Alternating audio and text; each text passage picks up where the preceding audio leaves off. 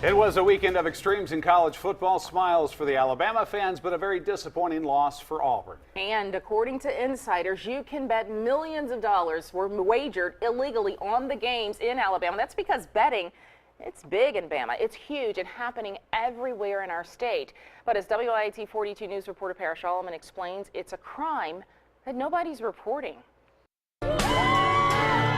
The fast-paced, exciting action of a football game draws in a lot of fans, and some fans like to get in on that action.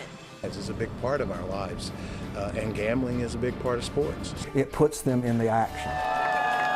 And if you're looking to place a bet, Alabama is a good place to be.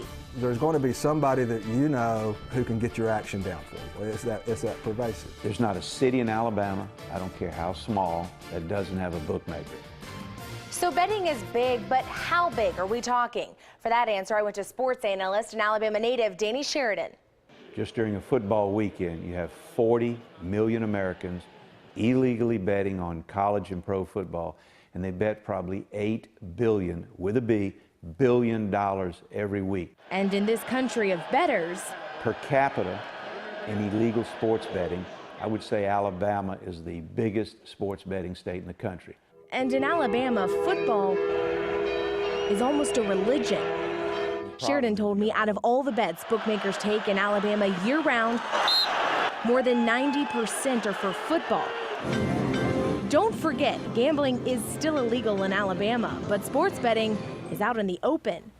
Just open up a newspaper or listen to the radio. They're 1-4 against the point spread. And you'll find out the odds and betting lines for this week's big games. It's that pervasive in the fact that it's constantly, talked about pretty much openly, and it's pretty socially acceptable.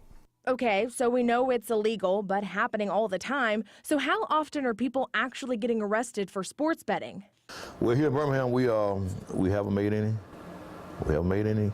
I know it sounds ridiculous because there's a lot going on, but like I said, we don't have any complaints. This undercover detective with Birmingham's Vice Narcotics Division, whose identity we've hidden, told me they know what's going on, even sometimes see it. But if nobody's complaining, they have plenty of other pressing crimes to investigate. If you were arrested for betting, it'd be a misdemeanor. But for bookmakers, sometimes it's a felony. Take the case of Mark Edmondson from Hoover. He pleaded guilty in federal court this year to charges of illegal bookmaking. These court documents prove he took bets from people in the area online and had to turn over $60,000 to the federal government. To the bookmakers, I would say it is against the law, and to the bettors, I would say it is against the law. A law many are willing to wager against. If there's no interest in betting, and it's illegal in every state but 4, why is the point spread carried in every newspaper in the country, and why do commentators talk about it like it's part of the game?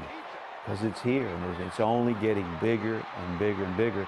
Parrish Solomon, WIAT 42 News, coverage you can count on. Unfortunately, there are people who lose control betting on sports, and they suffer devastating financial and personal losses. If you or anyone you know thinks they have a problem with gambling, go to our website at WIAT.com and look for this story. We have a link where you can find help.